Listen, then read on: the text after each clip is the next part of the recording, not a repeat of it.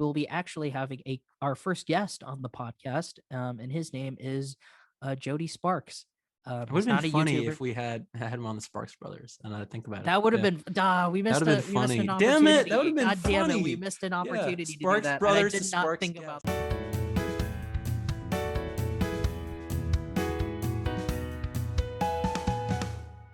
CBA.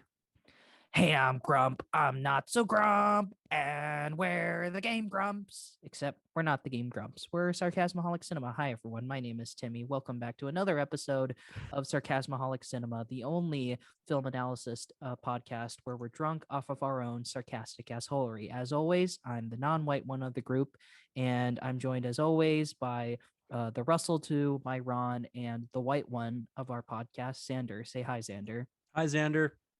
Great. How you doing? How you been?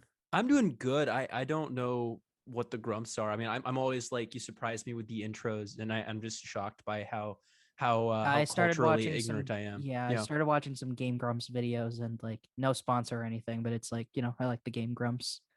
Game Grumps, if you want to sponsor our podcast with like 2 listeners, probably just John Timmy and I, Tron, we'll please take do it. another Game Grumps episode. That would make me very happy. Yes, Timmy is a big fan, John Tron. Okay. Well, anyway, we got some things to talk about. We got your recommendation. We got a movie we saw, but before we talk about any of that, tell us what's been happening. I'm an idiot, so I just kind of. I mean, I'm glad one of us news. acknowledges the truth. Yeah. So this week, a lot of things have been happening in the world. I think Timmy and I were deciding between talking about the first images at the Zack Snyder Army of the Dead prequel, and then we got to talking about Zack Snyder for 20 minutes, as we always do when we get ready for these podcasts. But this week, I think something a little bit more interesting and a little bit more, I don't know, just meaningful. Is Richard Donner died. If you're listening to this podcast, you've probably heard, but Richard Donner was a really prolific director through the 70s, 80s. He died on Monday at age 91. I want to live to 91. It's pretty good. I guess just a brief and overview. I'm sure anyone has seen at least one of his films, the Superman the movie, the Lethal Weapon films, Goonies, that kind of good stuff. Yeah. So yeah, and he did a lot of other stuff, like a lot of shows. Like the Twilight Zone, The Man from U.N.C.L.E., Gilligan's Island, The Wild Wild West. Looking at a Deadline obituary right here. I a lot of his movies. I grew up watching. I didn't watch like the Superman when they came out. Obviously, weren't alive yet, but like there was something that my parents shared with me, watching the original Superman movie, Superman 1, 2, and I think 3, and then the Goonies. Right, the Goonies have always stuck with me. And I wanted to talk about it. I haven't seen the Lethal Weapon franchise.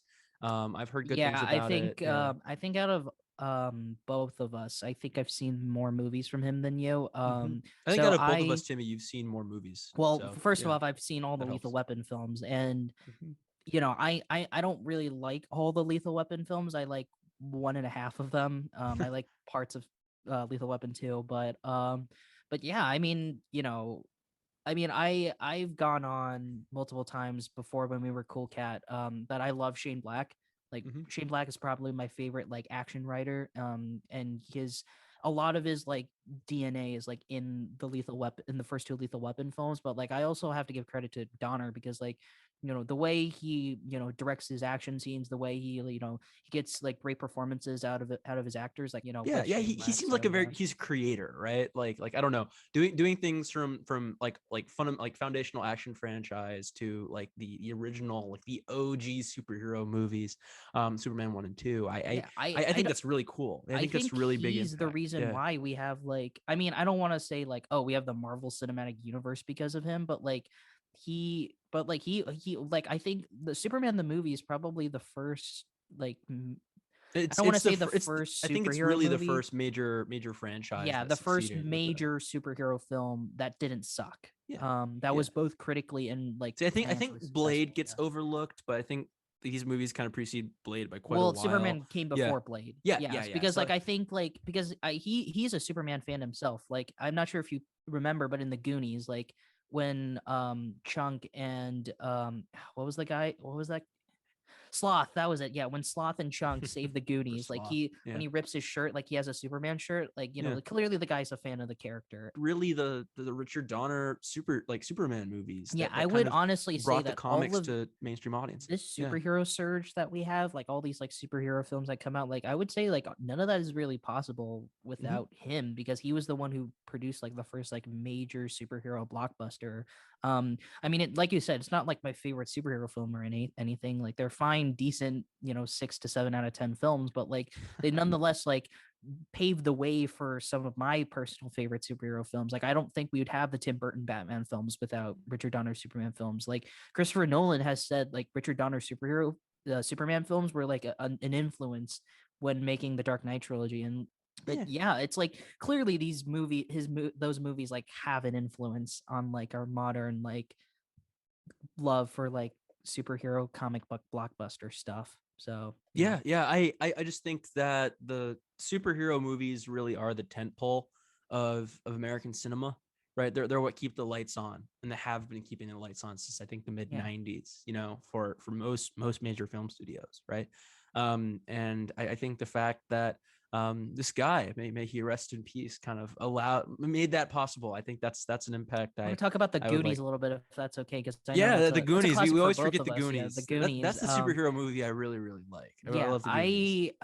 I don't want to say the Goonies more or less started this like little kids going on adventure movie tropes or whatever, but in a way it kind of did. I mean, because It's like definitely the best version of it. it's the best version. It's like I mean, it's it's the most straightforward, heartfelt, right? Like it's not simple. trying to be Yeah. something different because it's the archetype, right? Like Yeah. it got to do it originally. And I not think that's just the really crew, cool. not just Donner. Like they're like it has a pretty impressive crew. Like it's written by Chris Columbus, the guy who wrote the first 2 Harry Potters and the first 2 Home Alones. Executive produced by Steven Spielberg. I think he came up with the story for the Goonies as well. So Spielberg had his hands. I think on Spielberg wrote, finished the script. Yeah. No, Chris Columbus wrote the script. I think Spielberg just came up with the basic like premise and story for the film. Yeah. So yeah, that's what I read. Yeah, but like great. I would say I think that was Josh Brolin's first movie, right? If I'm not mistaken. Who did he play? Yeah, he played the protagonist, right? No, he played Mikey's older brother. Okay. Brand. Yeah. He played Brand, the guy. Imagine going from Brand to Thanos. That's, I think that was probably made possible because of although Richard speaking Donner. of which, Mikey's played by Sam from Lord of the Rings, Sean Astin. Oh, that's cool. That's cool. It's got the kid. It's got the Asian kid from Temple of Doom. Who I think you talked about last week. Yeah, I mean, when I eventually recommend the Indiana Jones saga, like I'll have some things to say about that. But yes. Yeah. Okay. Yeah, but I mean, I guess as a whole, it's a storied life. It seems like a very enjoyable one. May you rest in peace, Richard Donner, and thank you for making superhero movies a thing. And the Goonies are awesome. Yeah, and hopefully this means that Lethal Weapon 5 actually won't happen. So, but who knows? So, God. Speaking of living legends, yeah, that's a better thing to say. Speaking of living legends, I'm curious. Are you going to Sparks Brothers or Edgar Wright here? Hold on. Well, I guess both can be applied. Zander and I recently saw the newest, well, not that new. It came out a couple weeks ago.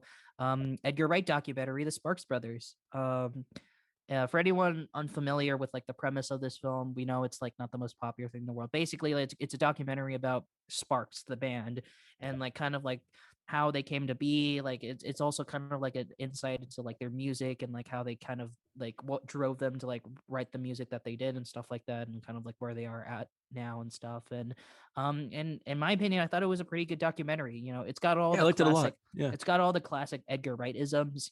Quirky writing and directing. It's got editing. It's got a cool visual flair. Yeah, it's like really I think yeah. without a doubt, the animated segments were probably my favorite parts of the film. Like when do you want to explain what it's about? Just give the premise. Oh, sorry. Yeah. So basic premise. It's a documentary about the Sparks Brothers and just kind of like, who they are, how they came to be, what their music is, all that good stuff. And they've got a pretty solid like cast of like actors and like musicians and famous people to talk about like why they love Sparks and like what and all that stuff. So yeah, it's like really impressive. Like the thesis of the thesis of this documentary is right. Are you familiar with Sparks before? I wasn't prior to the documentary. Okay. I think you're a little bit bigger into music than I am, but I've heard a couple of their songs, but like I've never like been big about them. But I think after I saw the documentary, I was like, I listened to Kimono My House, and just that whole album was like, that's this is interesting stuff, but I mean, not generally my cup of tea, but I liked it.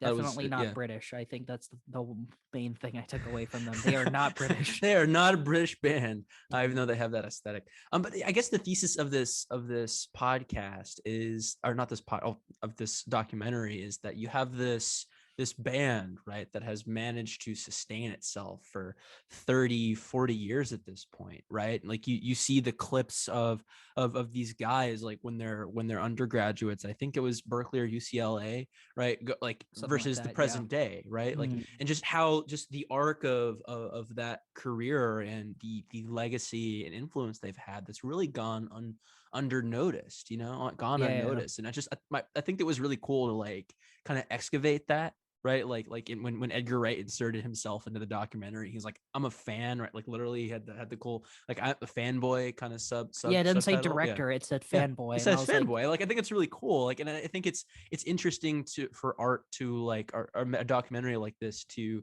be really introspective, right? To think about like the influence that this band has had. Like they had a 1979 like a synthesizer electro dance music album prior to that whole wave. Like this is really cool. I can It's just totally really cool to see see. why Edgar Wright like has such a huge love for this band, because in a way, like their music, I could see a lot of Edgar Wright's like own films in them.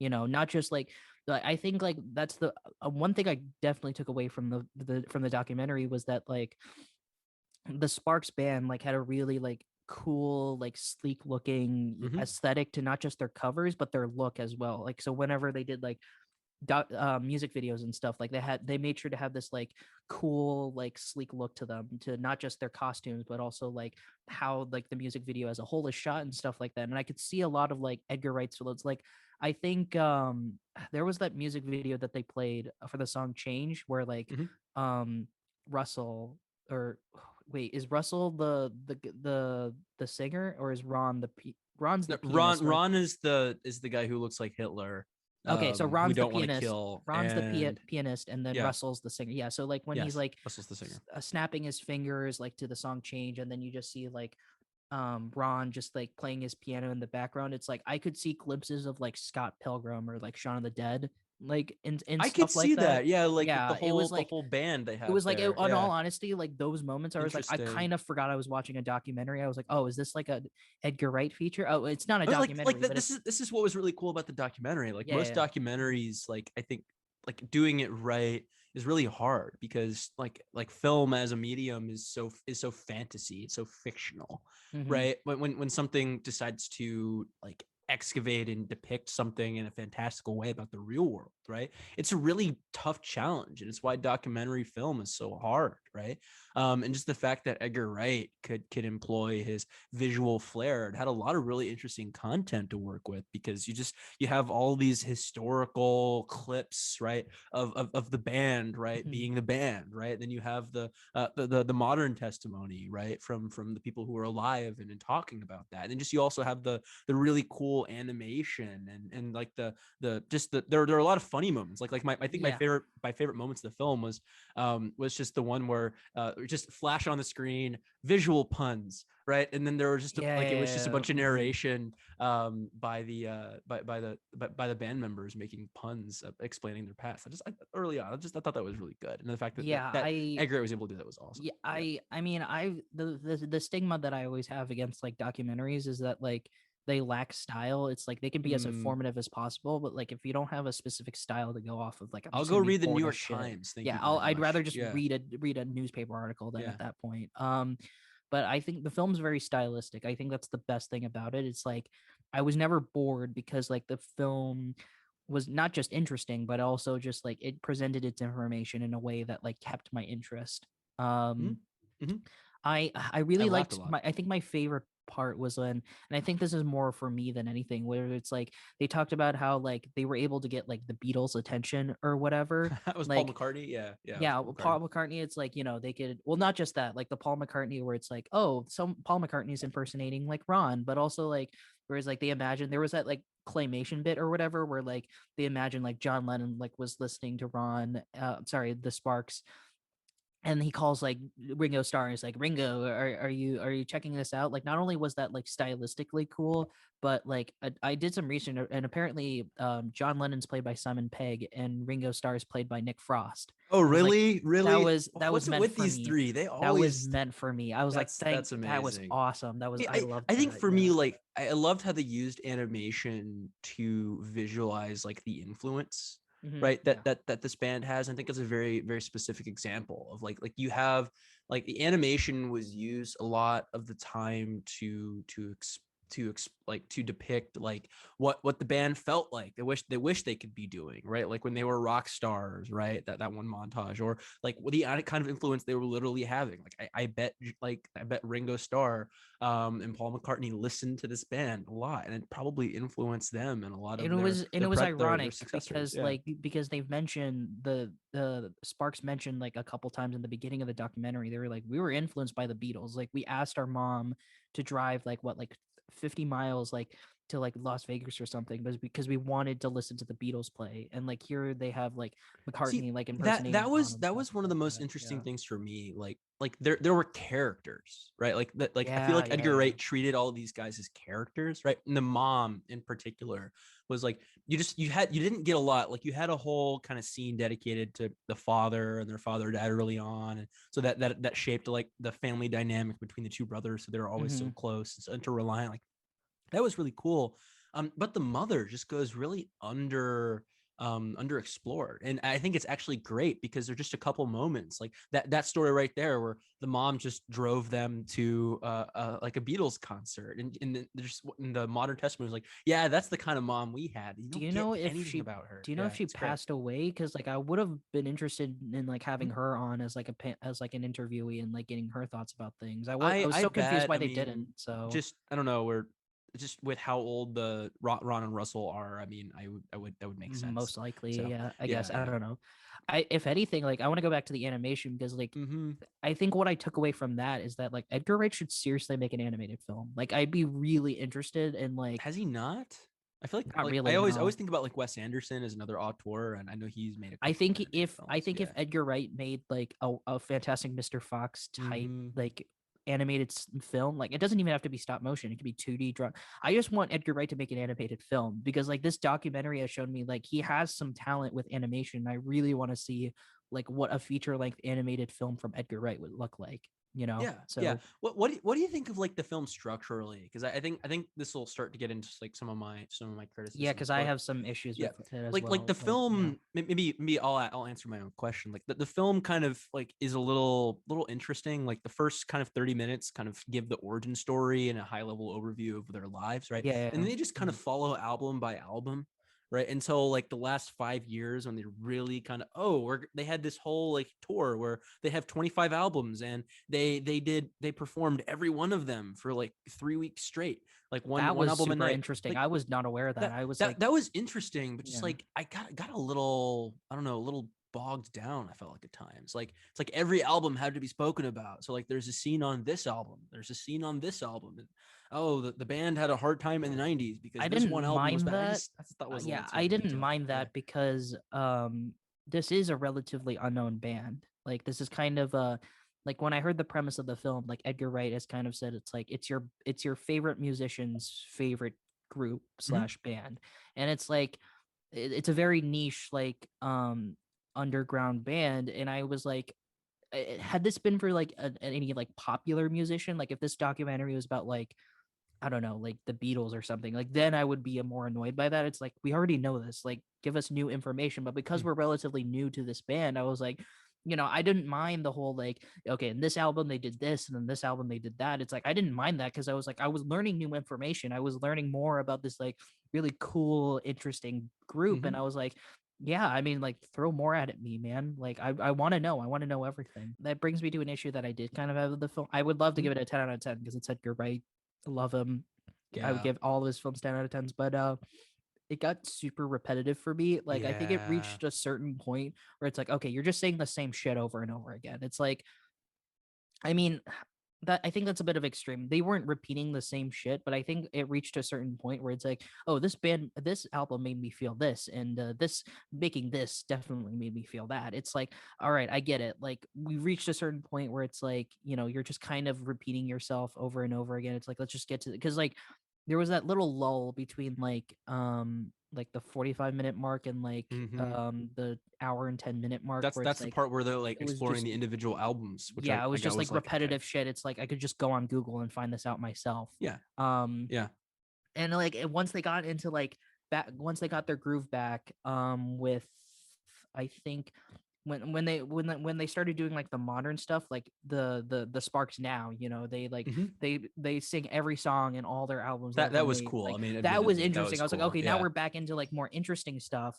But in the middle, it's like, come on, guys, let's just, And I liked the first 30 to 45 minutes. Like this is super interesting, that whatever. I guess for So me, like it wasn't just like repetitiveness from like content matter, right? Like aside from that segment, but just like the tone was like is really, I don't know, like very one note, right? It's like you don't get a lot of moments where it feels different, right? It all feels like Edgar Wright. Like, and this is how I feel about Edgar, I think generally, right? About the Cornetto and Scott Pilgrim, or like it's always like oh, here's a lighthearted comedy where it's like really well written and well edited, but it still feels like I'm gonna like smile and be happy, just they just there wasn't like a lot of darkness or a lot of diversity in how the film felt. You didn't get many moments where they're critical or they were well, negative on the band. It just felt why like a would they? fanboy making like a really really But talented that's what fanboy the making a film was, documentary. though. It was a Yeah. fanboy explaining why he loved this band. That's why I would like when you mentioned that, that doesn't make sense to me. It's like, why would they suddenly shit on the band that they love so dearly? Like that to me, that doesn't make any sense. I Because mean, like, like, well, I feel like music is like there's a lot of gray in like the music industry, right? And if the whole point is like this is your favorite band's favorite band, why not take a moment to like criticize the music industry? Like you have these really good musicians who are not successful I mean, either I for feel like cultural it. reasons or for capitalism I reasons. feel Like like they got let's be into that. critical here. They I don't got know. into that a little Yeah. bit, where it's like there was that small section where it's like for 5 years they just didn't weren't able to produce an album or something like that. They were Mm-hmm. that 5 year lull where they were struggling to like scrounge for something. It's like there were bits of that throughout the film where it's like it wasn't just like, oh, jerk off fanboy stuff. Like it was like clearly this band was going, and like it's, you mentioned it yourself, like the failed film projects that they were involved in. Like they talked about how the Tim Burton one, and specifically like that just like was a huge gut in the punch. Sorry, that didn't make any sense. Like huge punch in the gut. That's Yeah, fine. and he's like, it's like, that was our baby, that was our thing, and it's like now it's gone. It's like they explored bits like that. It wasn't just, oh, they're so awesome, they did this and that. Like they Yeah, explored I would bits have like I would that. have liked that to be a little more explicit. Like, I mean, I guess I liked the detail where they kind of left the mom a little bit kind of underexplored, and it made you think about the mom for that reason. I feel like you get a lot of offhand moments when it comes to like criticizing the music industry. It's like, oh, we made this album like that to like call Hollywood dance song or whatever, like to screw over the studio. I feel like there were a lot of one-off moments where they just kind of said "fuck you" to that, but there wasn't anything more like deeper to it. It just felt like, oh, that this band came into a hard time and they managed to like struggle through it, and it's awesome, right? And this happens to a lot of bands, but like there's I no mean, I guess in I don't that know sense, thesis. There's no weight on it, I and I guess in would have that loved to see sense, more of yeah, that. that Yeah, kind of makes sense. Like, yeah. had they more, could they have explored those deeper, darker moments? Like, sure, it would have made it more interesting, but whatever. Yeah, I I mean, maybe mean, it's not what it's the film was going again, for, but yeah, yeah. I thought what it was going for. It's like it's a fanboy explaining why he loves this band. Like that's what I was marketed towards, and like that's exactly what I got. I mean, I guess maybe I would have preferred something a little bit more like introspective about the music industry than just Edgar Wright really likes I this don't this know. That band. would That be is pretty weird cool. if they I don't started know. using this documentary to like as a fuck you to the music industry. I would be a bit like confused by that. It's like, why are you using this as like an excuse to talk about I mean, that? why not? I mean, like the whole thing is like the music industry and like America, right, I has don't know, but has you not have to like given this understand the band its purpose due, and I behind. think that's unjust. You have to I mean, understand the purpose behind this documentary, though. Like a documentary, like the whole point of a documentary is that like a person or a filmmaker or whatever like has a thesis that he or she wants to explore. And in Edgar Wright's case, he wants to explore what he loves about this band and like why he wants people to like join him in his love for this band. And he's brought all these like actors and famous people to like talk about their love for this band. So and I think like that's consistent with what he's going for. And he start if he just starts like talking about, oh yeah, they were such a huge fuck you symbol to the music industry. I mean, like if that relates to them and why he loves them, then like sure, but like I don't know why that would be why they would introduce something like that to the documentary. Well, So I think like if the intent, as you say, is to like persuade the audience, go check out this band and recognize this band's influence, right, and impact. I think it's more persuasive when you criticize the things that have kept it from being more successful, right? If like this is awesome and it's not treated as awesome as it should be, right? I think it's more persuasive to like ask the audience like why haven't you thought it's been more awesome, right? I And thought then they got change into those that things. anyway Like though. I don't know, there are other Sparks Brothers bands out there, right? I'm sure there are a lot of underground like musicians who have been struggling their whole lives for success, right? And have been really influential upon people who are otherwise successful, right? But are not, right? And you don't make those connections, right? There's no generalizability from like what this documentary is trying to do. It's just like, okay, I'll go listen to Sparks on Spotify. And if that's the extent of what you're trying to go for, this seems like a really small thing to me. And I think Edgar Wright is talented enough to make, and there's enough here to like make it a bigger. I don't know. So that's what I feel, I guess. So yeah. I don't know. I mean, I agree with you. It's just that I don't care. Fair enough. Yeah. Do we want to move into final ratings?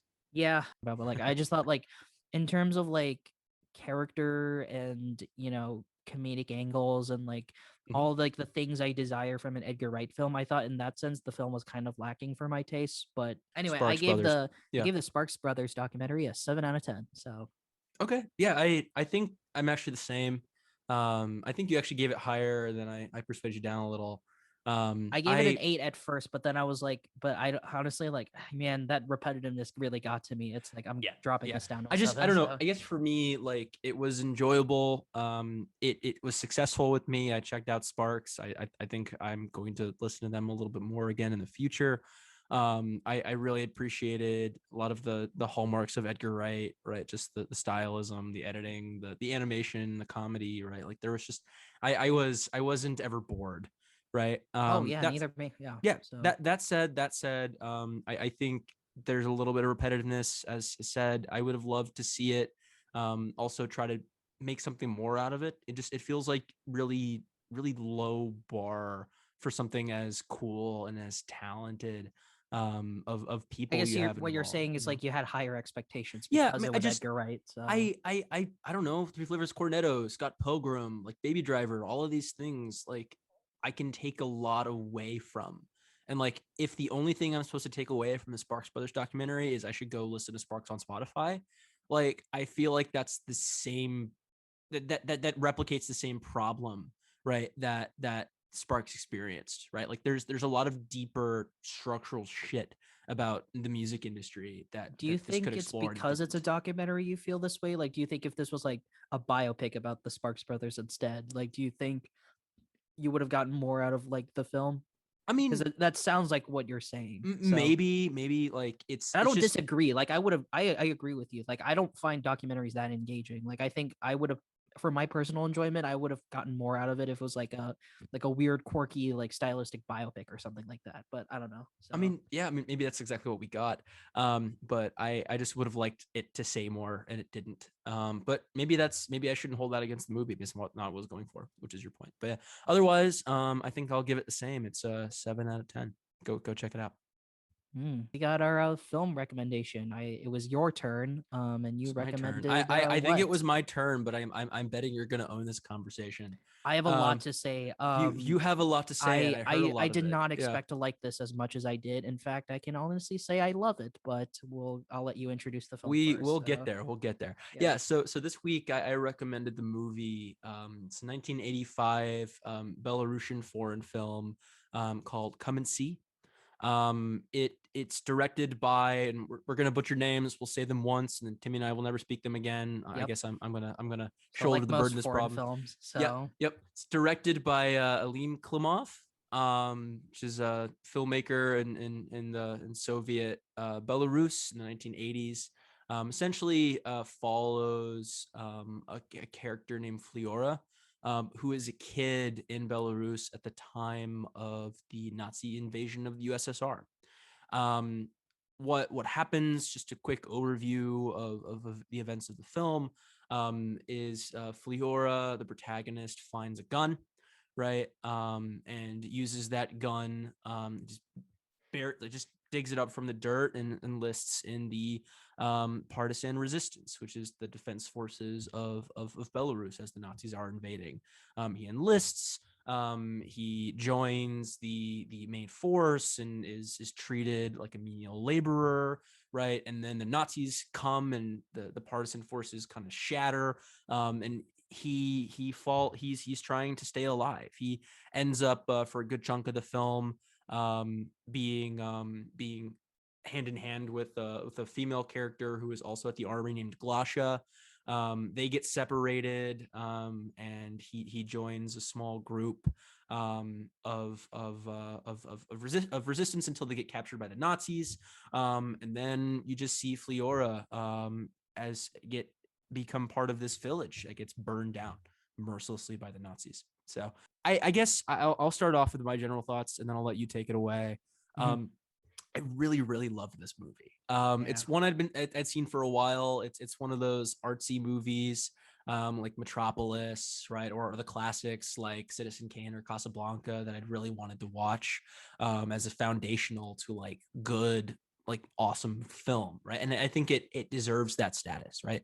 It's probably one of the best, I think the best war movie I've ever seen. I think it's just content wise, it's just exceptionally powerful, right? As a case for why war is bad and its valorization is so toxic and stupid and ignorant, right? And then technically it was just awesome, right? The acting is stellar, the direction and cinematography are amazing, the writing is really solid.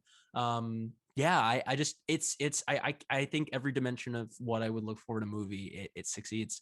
So Timmy, I'll let you take it away, and we'll explore every one of those. Yep. Yeah. So this was a film that I was looking forward to. This was on my watch list. I've been meaning to check it out for a long time, and I'm glad you recommended it because holy shit, I absolutely loved Yeah. this. Like I think honestly I think I loved it even more than you. Like and I was not I knew going in I was going into something that I was going to remember, but I did not expect to like have this be so edged in my mind because like in all honesty I think this is considered to be like the best war film of all time, and I totally understand and I completely agree. Like the film was fucking phenomenal. Everything about this film was amazing. It's like you said, I mean we're going to get into more specifics obviously, but like uh, the technical aspects, you know, the directing, cinematography, you know, lighting or lack thereof, because they use natural lighting in the film, you know, the sound design, you know, that was a thing I wanted to mention that I think, because like, I'm not sure if you were, to me, this did exactly what I wanted Sound of Metal to do, where it's like the scene Mm. where, Flora and his girlfriend, I don't remember, Glasha, I believe is her Glasha, name. yeah, like they survived like a bombing attack from like the German airship that they keep seeing flying around, which also great use by the way. You know, Mm-hmm. his ear starts deafening, you know, he's like he can't hear things as clearly as he used to. And I think the sound design actually like compensated for that because like things start getting muffled a little bit more, like things Mm-hmm. aren't as like high pitched or Yeah, as like clear as they used to. I noticed that too. I Yeah. mean, it's more clear in like the near the end where like the Nazis are burning down that like the church or whatever, but it's like the sound design like adds to like sort of the overall experience.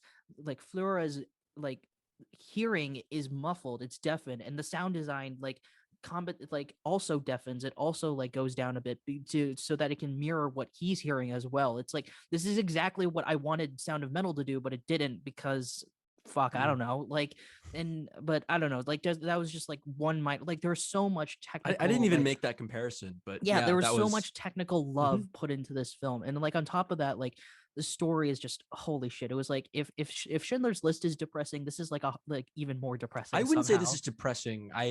I don't even know what label It's to put horrific. on it. It's like it's shot like a It's horror not film. horrific. Like it's like it's Sad. scary, but Yeah. it's powerful, and it's like I love it. And that's You what I know, it's wanted to note, endearing. because it's like, even though Yeah. this is a war film, it's shot like a horror film. Like a Mm-hmm. lot of Mm-hmm. like medium close-up shots on the character's face, a lot of like horrific like acting. The acting, by the way, is fucking phenomenal. Oh my Like god! Oh my, like the kid, this is what boggles my mind. Like none yeah. of these people are actors. Yeah, Right? that's the craziest thing Like too. Yeah. it's like Under the Skin, right? But does it so successfully, like so much successfully. Like I Even think the better than reason Under why the Skin. I Yeah. didn't I didn't tell you the names of the protagonists, right? Like you have the you have the actor who plays Fliora, and the actress who plays Glasha, who are the kind of two central figures. They didn't act before. Like these are their first performances, right? Like they took real Belarusians. Like every one of these characters are really from Belarus, right? And Yeah. probably lived or felt the consequences of The World War main II. kid Yeah, who plays Fleur, this is probably the best child performance I've ever seen. Like better than when we Home think, Alone.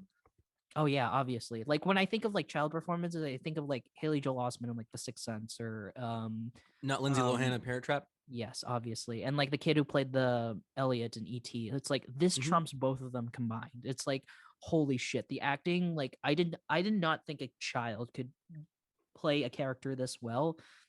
And I think it also helps because the director like did a lot of like went through a lot of extremes to get that kind of performance out of the Mm-hmm. kid. Because like I did some trivia, and like they used like real live ammunition in the film, so like all like the Mm-hmm. gunshots and like They all like really killed a cow. they really killed a cow. They Like that's killed a cow. crazy. It's like, I mean, Well, that's obviously fucked up. You shouldn't be doing that in don't film. kill cows. It's not Don't, yeah, 1985 like anymore. I Yeah. mean, yeah, but like I think, even though I don't personally condone that, I think the way they shot that and the way they use that into the story, I think was super effective. Like one of my favorite shots was like the shot of the cow's eye like being like For approached by context, like flies and three-fourths of stuff the like way through that. the film, when Fliora is like trying to not get caught by the Nazis, he ends up in a small band and they steal a cow, and the Yeah. cow And that the way they gets steal the killed by the cow is Nazis. Yeah. also really well shot. Like they did this really interesting thing where it's like when you see the guy's cow being stolen, like you don't see Flora or the guy he's with. Like it's a perspective shot. It's shot from his perspective. And I think like any other war film that does shit like this, it's like, oh, you see the guy like stealing the thing. And like technically they could have done that too, but they chose to use a perspective shot to like capture all of that. And like it was just a small thing that like Which doesn't shot are really, you talking about in particular? Sorry. no, they used a perspective. So like when he's like when they're telling him, hey, like go to the barn and like give me the cow and like don't alert the guards or whatever. You Mm-hmm. don't see Flora in that shot. You don't see his friend in that shot. You just see the farmer.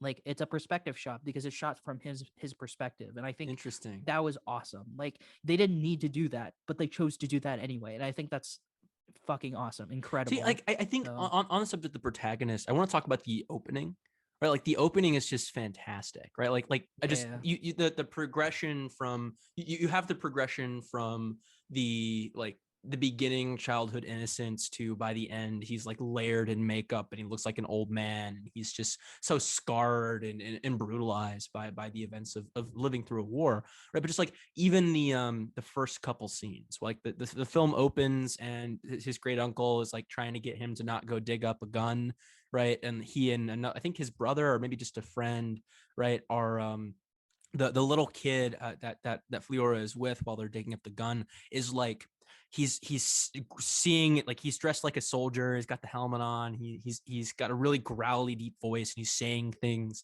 like Nazis, right? And they yeah, it's a find a gun child. and it's clear they're playing, and then like the next scene, right, like when after Fliora enlists, that's when you get like the soldiers come to take him away and his mother is distraught and wailing, right?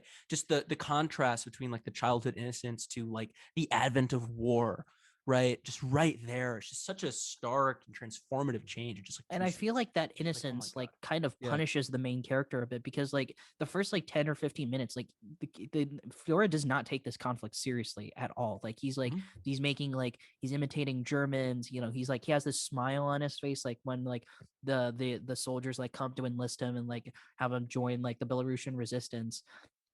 But like I think once the film goes on, like I think the first like breaking point that happens was when he returns to his village and he's in denial. He doesn't believe that his family is That's dead. my favorite So sequence of the he film. runs to the bog and but Mhm. like Glasha like notices like the pile of dead bodies, but he doesn't say anything about that. But like once they go through the bog and like one of the soldiers like find them, she's like, get him away from me. He's crazy. He's in denial. He thinks like his family's here, but like they're dead. Like he's fucking insane. And like he has this look on his face where he's terrified to the core. Like his hair is covered in mud, and he's struggling to like. I think it was that moment where he realized, holy shit, like this is not a fucking game anymore. This is not fantasy. This is like real there's life. no There's do-overs. real Yeah. consequences to his actions.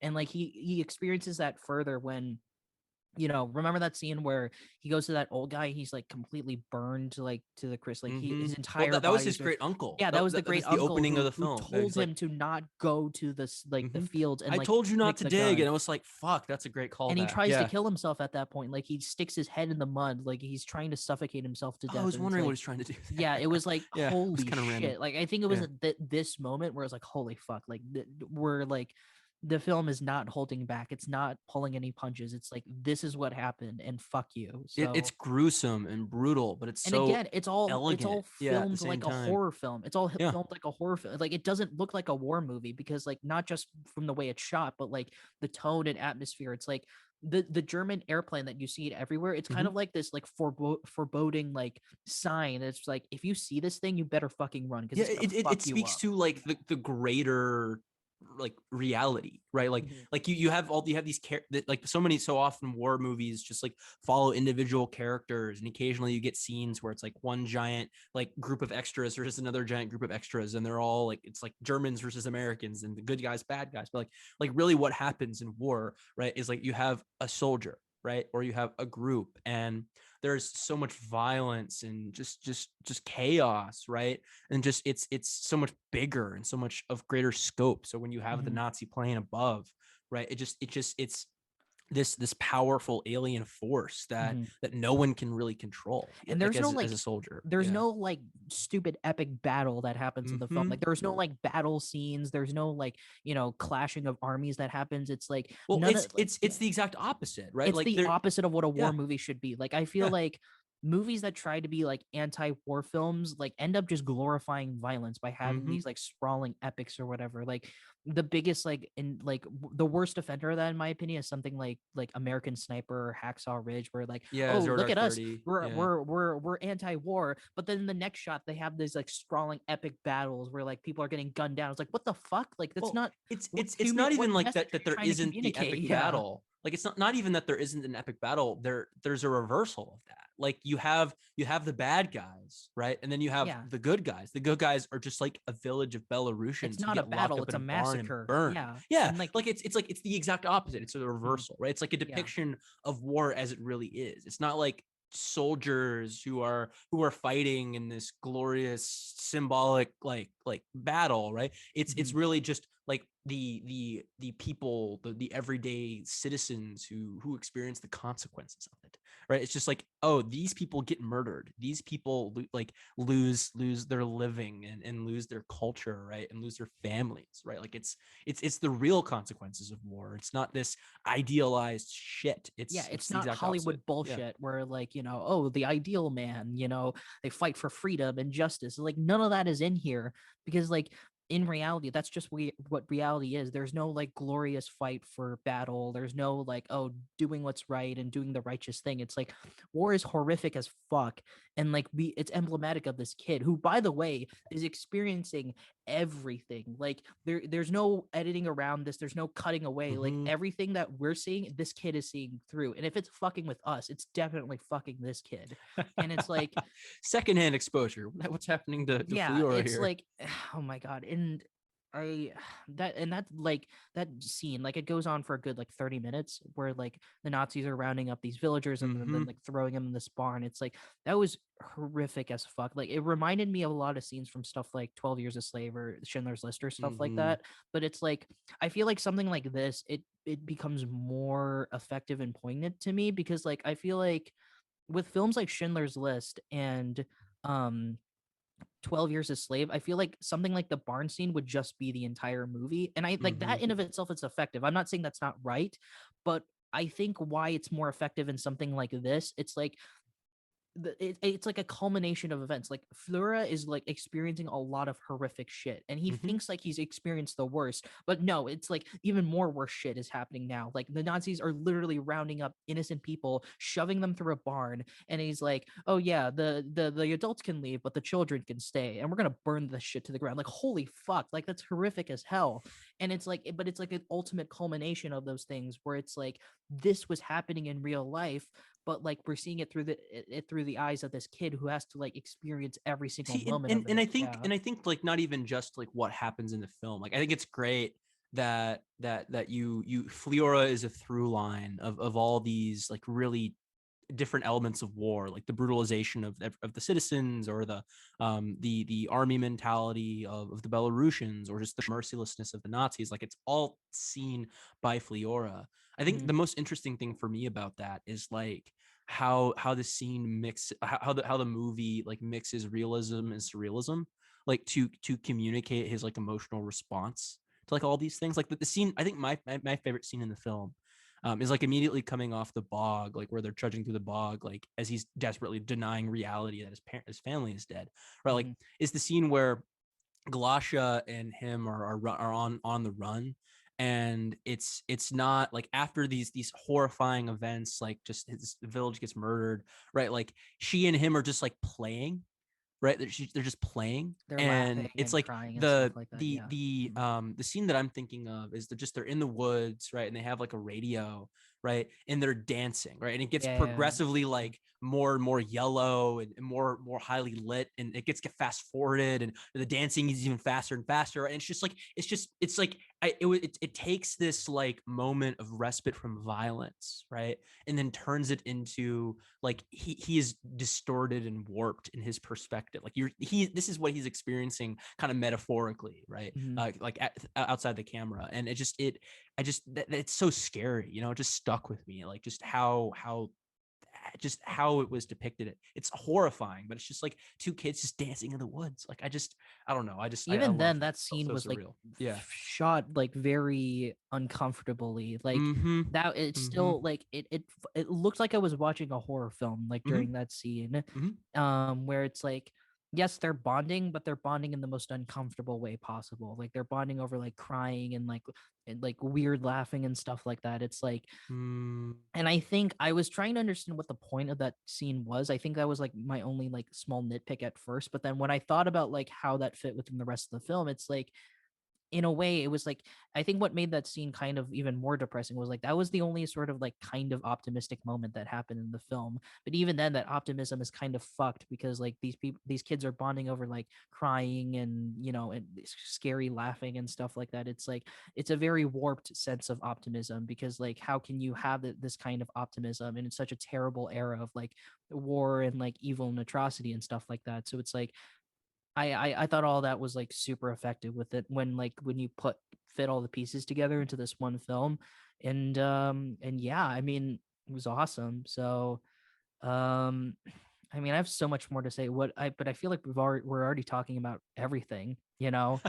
I mean, like I Um guess like I don't know, like maybe the technical elements, like it's easy to like get enamored with like what happened in the fucking story, right? But just like I oh, guess I want to talk about the ending real quick if yeah, that's that's where cool. I was gonna Yeah, go. so Yeah, that's like where I was gonna go. Yeah. there's two parts of the ending. So like the one is where like the Belarusian like partisan fighters like they capture like a small group of Nazis, and like it's sort of like a really like heartfelt like reversal where it's like before that scene the Nazis were just so gleefully like indulging in the sense of like mindless violence, like gunning down, Slavs and Jews and like throwing them all in barns or churches or whatever and like burning them to the ground with them in it. But now here they're like begging for their life. They're making up excuses. They're like, oh no, you want them, not me. Like I'm not German, or it's like, oh, I was only told by orders and stuff like that. I was like, holy shit, that was incredibly like well done. It's like it's such a like poignant reversal, but then you have this one dickhead fuckhead like I asshole remember like Nazi this where character he's got on my like, yeah, nerves. where Yeah. he's like, I don't feel sorry for what I did. In fact, if anything, I'm proud of what I did because, like, you Oh, I thought you were Slavs, like, talking about the short Nazi who's running around with oh a well, white that in swastika of on his itself, helmet. yeah, Yeah. that was Yeah. satisfying too. But like, you have Yeah. this like dickhead like Nazi commander. He's like, I don't feel sorry for what I did. I loved what I did because you Slavs, like you don't deserve to live. You don't deserve to exist. You are such inferior to the Germans, and like it's our mission to exterminate you all. So I don't feel sorry for what I did, and like, and that was like such a, and I think it really added to like what they were going for. This whole like, not only are is the violence like evil and senseless, but the people who are committing these senses of are like, committing these acts of violence are themselves like pure evil. They're They're pure like, debased, yeah, right? they have no Yeah. humanity. They have no morality to them. So like when the Belarusians like try to like like cover them with oil because they want to lit them on fire the same way that they lit the entire like village on fire. They instead, like, someone just chooses to gun them down instead. And I think that's like a poignant theme that they're trying to explore. It's like we can't be like them. Us Hmm. Russians, Belarusians, like, we can't be like them. We still have our sense of humanity. And like, we might think we want to do it because, like, they don't deserve like mercy. They don't deserve to go out easy. But then in the end, if we choose to kill them the way that they killed us, like, how are we any different compared to them? And I thought that was like such a, and there was no dialogue that like was on the nose about that. There was no like 5 minute sector was like, oh, we got to be better than them or whatever. It was all done through visual storytelling, all done through action. It was like, it's like the best kind of movies, in my opinion, honestly, does not need a lot of dialogue. Like, if you can communicate your points and themes through visual storytelling, like, I think it just goes up in terms of like my ratings and stuff like that, because like the film has so much to say without saying much at all.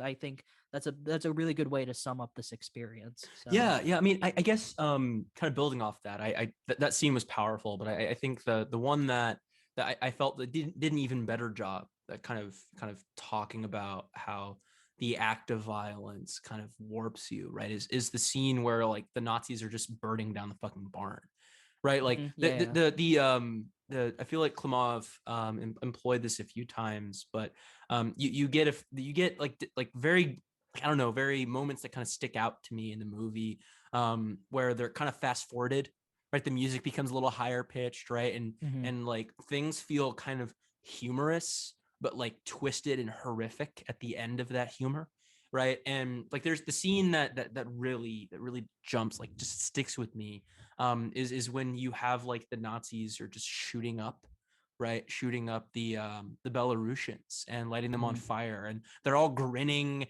and they look so gleeful, right? And the music is just so like it's just like just really just kind of sets you on Yeah, edge, like and horror it's movie really shit. fast forwarded. Yeah. Yeah, it's like Mhm. it's like horror given like brought to war movies, right? But it's done in such a stylistic way. It feels like kind of like Edgar Wright a little. I don't know. As just I feel like the closest thing I yeah, have to compare to something like this would be, it reminded me a lot like Full Metal Jacket a little bit, where it's yeah. like the both movies kind of explore this like lack of humanity that these like soldiers have to begin with. But I think this film did a little better than Full Metal Jacket in terms of like the themes that they were trying to go for and stuff like that. Yeah, So yeah, and mhm. and, and I think the last kind of scene that kind of has to be talked about is The the end Hitler montage. montage, yeah, yeah. Yeah, yeah. Like Mhm. so as I think you've noted, like the film employs a lot of like medium shots. Like there's not a lot of like close ups, right? Where like you get like really intimate with the character, right? It's like you Mhm. normally see a wide scene or groups of characters standing around, and Yeah, that's there was really a lack neat. of wide Yeah, shots in the film, and I think that was yeah. like that was something I actually kept in my mind, where it's like there were very few, if any, like wide shots of the film. And but I think it adds to like sort of this. The film's very claustrophobic, and it's kind Hmm. of weird because there was never, the only time there were actual claustrophobia was taking place was when like Flora was like stuck in the barn. Yeah, But like or the everything was bog. pretty, Yeah. yeah, or in the bog, but everything was pretty much out in the open. But like you still had the sense of claustrophobia, and I think how the film was shot like added to that a little Yeah, bit. and So and what I was gonna say about the end montage, right, is a quick description, right? Like essentially you get like like the at the end of the film, after all the events, Fliora and the group of Belarusian partisans find like a frame of Hitler right Mhm. on the ground, Yeah. and Fliora has his gun that he's carried around the whole film. And as Timmy said earlier, he hasn't shot it, but he just at that moment, like when he finds this this deification of Hitler, right, and he just decides to start shooting right at the portrait. He just and Mhm. then what happens is like the camera gets really up close to Fliora as a close. It's like one of the few close-ups in the film, right? And then it starts cutting between like Fliora shooting at the ground, right? And then cutting to like a clip of Hitler, right? And then Fliora Yeah. shooting at the Documentary ground and footage. cutting Yeah. it. Yeah, Mhm. like and it's like it goes on for like 2 or 3 minutes, and it goes starts from it goes and It from the goes future in to the past. reverse of Yeah, it goes like in from reverse. Yeah. Hitler's like I guess like downfall to like all the shit that happens beforehand and stuff Yeah, like and then that. So. it stops when Hitler's a baby, Mhm. right? Like it just stops, and it's just like yes, Fliora is enraged, and yes, he's experienced bitter turmoil, but in the cycle of violence, like in order to stop it, you have to set limits, right? You Mhm. don't kill Hitler when he's a baby, right? Like Which is and that their in of itself innocence. is Yeah. ironic because like the Nazis have no hesitation in killing children. They have Mm-hmm. no hesitation in killing babies. Yet you have this kid who has every right to be furious. He has every right to be pissed off. And he has every justification to kill, I mean, metaphorically speaking, like baby Hitler, but he chooses not to because he realizes like, I still have a sense of humanity left in me. And like I can't in good conscience kill this child, even though I know that this kid will grow up to be the biggest mass murderer in the world. And I mean, that's it's I not mean, even again, it's just a like metaphor, but still, yeah. it's not even just like humanity. It's about innocence, Yeah, right? yeah. Like the entire story of Fliora is his like losing innocence, right? And like the moment when things go bad, right, is when like his innocence ceases and he gets exposed to violence, right? And it descends into all hell, right? So when he chooses not to like metaphorically kill baby Hitler, right, like it's an affirmation of the fact that the only way to escape this violence is that very innocence, And the way right? they Like, cut yeah. documentary footage between every Mm-hmm. bullet shot that he takes, like such great direction right there. It reminded me of the best parts of the Trial of Chicago 7, but like times a Yeah. hundred, like 100 times, like with more purpose, 100 times smarter. And yeah, so mhm. There's um a lot to this film. There's a lot yeah, to this film, it turns out. I wanted Yeah. to say one more thing, and I guess like if you have other, because I have more things to say, but we have to stop talking about this at a certain point. Um, I really liked. There were two specific moments that I really thought was good contrast to each other. Like there were scenes involving people taking pictures, like taking pictures with their Mm-hmm. cameras. So like the first time we see something like that is when Oh yeah, I remember that scene. Yeah. Nora like joins like the fighters, the resistance movement, and like they're all like happy, they're patriotic, they're like we're gonna win this war and like free Belarusia from like Nazi like tyranny and stuff like that. And it's like it's very happy. It's like, oh, it's like we got to get everything. But in the next like sort of picture shot that they do, it's like Flora has a fucking gun like pointed at his head. It's like the Nazis are like posing for like their conquest, like this our gleeful excitement about how we burned down this entire like village of people. And it's like it's such a sharp contrast between the two, where it's like one was like full of hope and optimism and patriotism, but then the second one with the Nazis, it's like fucking horror, like, depressing, evil shit, where it's like people are posing with a gun on Flora to just comment how they burned down the entire fucking village. It's like holy shit, like that was such a great contrast between the two. So yeah. Yeah. I mean, and I think there's something to be said that Hitler was in a picture frame, right? Like it's a metaphor for like the idealization of all this, right? Like Mhm. the pictures that get taken of war are the pictures before the fighting, not during the fighting, Yeah. Mhm. right? It's always the victory, it's always the prelude, but you never see like what really happens, right? Like you never see soldiers shitting themselves and mothers being killed, right? And fire and flame and fury, right? Like that's why this movie's brilliant, right? Yeah, I feel like a It's just lot of brilliant. war Yeah. films, and this is like my main frustration with most war films, a lot of war films would shy away from shit like this. Mm-hmm. But that's bullshit because like that's what happened in real life. And if you're trying to hammer home this idea of like anti-war and like how like war is horrific and shit like that, like my main philosophy about like war films. It's like the question these movies should be asking isn't like why war is bad. Like obviously war is fucking bad. Like every person Yeah, on the it's easy planet to knows perceive. this. So the question isn't why war is bad. It's how war is bad. You can't, it's not enough to just tell us that war is bad. You need to showcase us like what we should be feeling about war and why we should just be morally opposed to this, other than, you know, just because a movie just told me to. Mm-hmm. And I think Mm-hmm. this is a great example of that, where it's like war is horrifically awful. And here are all the countless fucking reasons as to why that is. And it's shot again. I don't want to keep mentioning this, but it's shot like a horror film, and it feels like a horror film because, you know, the horror is like the nature of war. The horror is like what these Nazis are doing to these like innocent villagers and stuff like that. It's like it's such a great way to capture just the tone and atmosphere of what the director was trying to accomplish with this movie. It's just so awesome. I loved it so much. So Yeah, yeah. I think that kind of completes what I wanted to talk about. I think I'll move into my final thoughts, and then I'll let you yeah. kind of give I feel like I've said your everything I punchline. wanted to Yeah, say. Yeah, yeah, and we've been talking about this for a while. yeah, So yeah. yeah. So I guess for me, TLDR, this movie's a 10 out of 10 for me. I just there are so many scenes that I'll never forget, right? Like Glasha dancing in the sunlight, like Fliora and Glasha wading through the bog, the murderous frenzy of the Nazis, the Kill Hitler montage.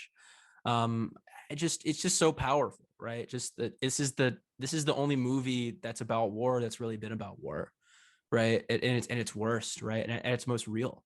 And just layer on top of that, it's so technically interesting. It feels like a horror movie so many times. The acting is just like unconceivable, right? Like, and just it's just everything is done beautifully. Um, it's I'm not gonna say it's one of my favorite films. I don't know if I'll revisit it that often because it's a little bit intense. But I it's definitely a 10 out of 10. I really, really love it. Glad I got to see it. Yeah. So um yeah, I mean, I've already said everything I wanted to say, but I feel like I could talk more about it because like there's so much to dissect. But I guess we'll just end it here because we got to end this at some point. But yeah, Timmy, we have to stop talking about movies, and it's so sad. I'm really I hate that. glad that you recommended this because for anyone who follows me on Letterboxd, this just became like my new fourth favorite film of all time. Like I did not expect to love this so much, but there's like so much to chew. There's like so much to just be in awe of, both the technical and like the artistic story aspect of the film. And I can't wait to watch this again. Like I know it's super depressing and stuff like that, but it's like but I think that's what gets me to keep watching it. You know, it's like there's so Timmy much to just loves to be explore. depressed. Yeah. Sure, yeah, there's just so much to explore. There's so much to examine. It's like this is a film that I feel like even if I see it like 100 times, there are still going to be new shit that I'll find. And yeah, that's why it's a new favorite film for me. Obviously, this is a 10 out of 10, closer to a 10 than a 10.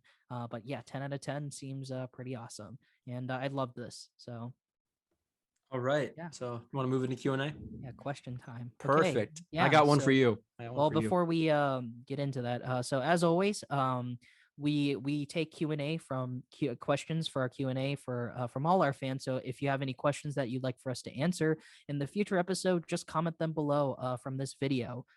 If you're listening to this on YouTube, you can just comment, "Hey, can you answer this question? I have a question you'd like for us to ask and answer." Then just go ahead and comment that. Or we also put in our social media information. So if you would like to DM us a question either on Instagram, Facebook, Twitter, whatever, you have a question you'd like for us to answer on the next show, just DM them over to us, and we'd love to answer them for you. As always, we're looking for movie friends. Yeah, Feel free to so message. and please, we're tired of asking our friends and relatives for questions, so please send us questions. We really want to answer your questions, whatever they may be. So yeah, okay, let's get into a Q&A. What do we got? Yeah. So I think these are from your brother this week. Yeah, I think yeah, yeah, yeah. yeah, yeah. I think firstly, Timmy, we obviously love movies, right? But what about shows? Sure. What how do you feel about shows? What are your favorite shows? And why do you like them? Yeah, so for context for everyone, so shows are kind of harder for me, not because they're like hard to digest or anything. It's just that like for me, I'm less interested in shows because like they require more of my time. Like a movie is a movie. Like within like 2 to 3 hours, you're done. Like regardless if you liked it or not. But like a show is like multiple seasons, multiple episodes, multiple hours of your time. It's like so it's like my philosophy is like if I'm going to watch a show from beginning to end, like it better be entertaining and interesting the whole way through. Like a show needs to grip my attention like for a long period of time for me to give a shit. And if it doesn't, then then what's the point of me continuing to watch it? And I think very few shows are able to do that. But in all honesty, I mean, I'm getting into specific shows, don't worry. But like I think honestly, animated shows do a better job of gripping my attention than live action shows. And I think that's so absurd because like animated shows for the most part are intended for children. So the fact that a fucking kids show can grab my attention longer than like most live action shows like that are out right now, like is honestly kind of depressing. It says a lot. I feel like my go-to show for like live action sake is also my favorite show of all time. It's Breaking Bad. Like Mhm. Breaking Bad is one of the few live action shows that managed to hold my interest to the very end. And like I love every single aspect of Breaking Bad. I love the characters, I love the writing, I love the sort of like the sense of intensity, the sense of like constantly needing to progress because the plot is like very much pushing our characters into like the next stage of like the story and stuff like that. It's like and it has probably one of the best finales of all time in my opinion. And but it just sucks that like Breaking Bad is like the exception, but not the norm. But because I feel like most shows should be like Breaking Bad. They should It sucks constantly that a be. lot of shows aren't good. Oh no. Yeah, why aren't most shows good? It's like, and I've tried watching so many shows like Breaking Bad, but they just haven't caught my interest. Like, literally, the only show like Breaking Bad that has maintained my interest to the very end is the fucking prequel to Breaking Bad, Better Call Saul. So, So whatever. Timmy's answer, he really likes Breaking Bad. But like a lot of my favorite shows are honestly animated. Yeah. Stuff like Adventure Time, Regular Show, Avatar: The Last Airbender, Steven Universe and Steven Universe Future, Cowboy Bebop, Dragon Ball Z. It's like these shows are not only entertaining for kids, but they have stuff for adults like myself to enjoy. You're an adult, Timmy? Yeah, What? I mean technically I am, but You like just they turned have a lot of 21 like 2 months ago, right? Wow. yeah, they have a lot of Oh stuff boy. I can sink my teeth into, and so I guess it's kind of depressing that animated shows just hold my interest better than like most live action shows. But Yeah, whatever. I have like I echo a lot of that. I would say probably my favorite show of all time is Avatar: Last Airbender.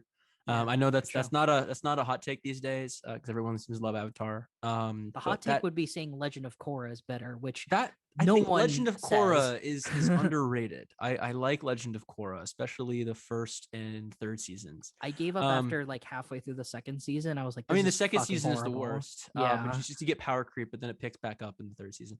Like that's a whole separate discussion. But I Mhm. guess I take what you say about movies and then it kind of dial it up to 11.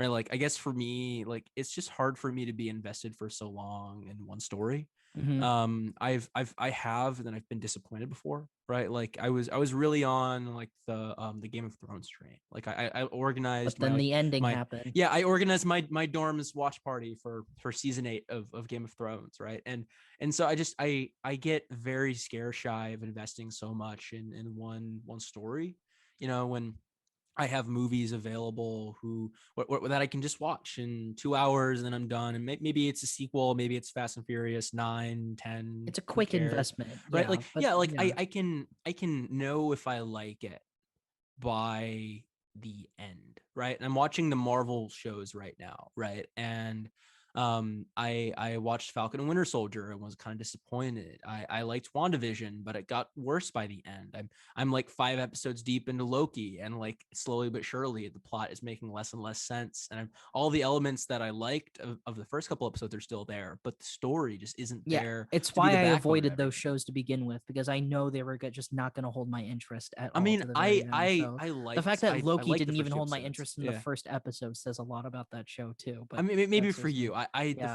first two episodes were like great, and then the third episode, it just they rush a romance subplot. I guess spoiler alert. It's just like, come on, And I like feel like sitcoms are the worst offenders of that. Like sitcoms have a yeah, hard time being funny all the way through, and it's just like I feel like a lot of sitcoms just need to learn when to quit ahead of times. It's Yeah. like even some of the It's like, why best, do we like have most 10 popular seasons of comedy. Big Bang Theory? And they're stretching it out because, these movies, these shows have momentum, and so they bring viewers and therefore commercial revenue. I feel like Legend of right? Korra in of itself is like that entire show is like an act of stretching things out. I know you disagree, but like all those like animated shows, Simpsons, Family Guy, like even South Park, I feel like at sometimes like need to fucking die. These shows peaked like 10, 15 years ago. They need to fucking die. They're not funny anymore. Go watch a comedy movie. Yeah, just go watch a comedy movie. It's like shorter and it'd probably be just as funny as like that entire season. So Yeah. I don't know. I think I'm gonna yeah. start experimenting with shows more. I think I just need to like, I don't know. I have this complex of where I watch things. I always do it for a few hours, and I think it's possible to just like watch an episode before I go to bed. I'm just like, that's something I can do. Do But you have any okay, specific shows? Any other specific shows you I want to think we should mention? move Or on to the next question. okay, great. Yeah. Let's do it. What's the next question? Yeah, so Timmy, I think we'll end on this. Does your background affect how you view film in any way? Kind of because like I guess like I'm really sort of passionate about Asian cinema. Like I love Hong Kong Mm-hmm. action movies, but I also love a lot of the Korean films that come out. I think when on our last episode of Cool Cat, I was super passionate about I Saw the Devil. I was like raving about it, and like I guess yeah, maybe my background has something to do with that. Maybe like because I'm Korean, I'm a bit biased towards like not just Asian cinema but Korean films. But yeah, I don't know. I mean, Sue I me. think the So fact that you like, I think we're all biased. I guess for me, like my answer is a little different. Like, so I grew up in Arkansas, right?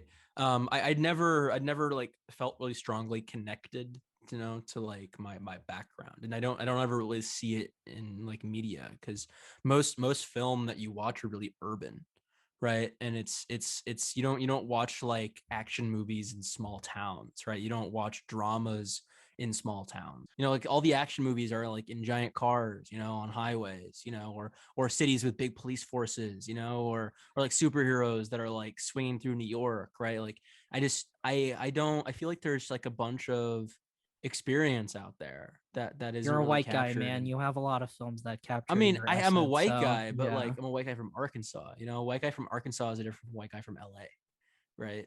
Um, and so I don't really see a lot of that. And like Minari was like one of the few instances where I've like felt like, oh, Yeah. there aren't a lot of like highly local kind of rural kind of experiences. Like I don't know, like fucking Breakfast Club takes place in like I think a suburb, and I don't Yeah. yeah, it's I, just I think like that's a come big on. issue with those kinds of movies where it's like Yeah. the themes or like the ideas that they're going for dominate the movie when they should one be a good movie first, and then two, like if they want to have those extra themes, like that should work blend well with the film. Like I hate and like bet like Oscar baity movies are like the worst of this, where like they prioritize like ramming a message down your throat rather than telling an interesting story first, like Mm-hmm. along with and like and it sucks with a lot of films where like I agree with the ideas of like the themes of like the Trial of Chicago 7. I just wish it was in a better movie. I agree with the ideas of something like Promising Young Women.